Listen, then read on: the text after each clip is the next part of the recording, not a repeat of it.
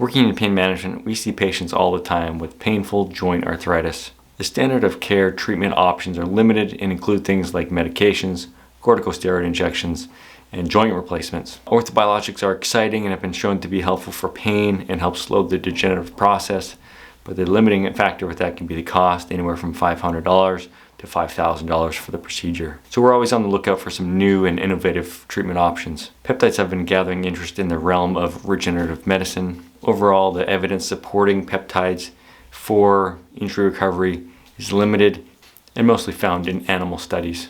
In 2021, there was a retrospective study in the Alternative Therapies in Health and Medicine journal. This study looked at injecting peptides into knees in 16 patients of either body protection compound 157, also called BPC 157, alone or combined with thymosin beta 4, also called TB4. So BPC 157 in animal models has been shown to help with repairing tendons, ligaments, muscles, nerves, and bones. TB4 has a variety of roles in the body, but it has been seen to help decrease inflammatory markers and pain.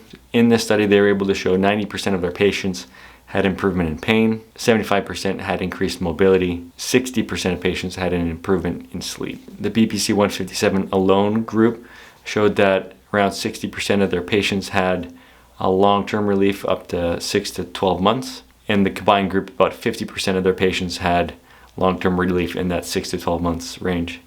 And for comparison, when we do a corticosteroid injection, typically we hope for around 3 months, but usually we're seeing only a few weeks relief with that corticosteroid injection into a joint.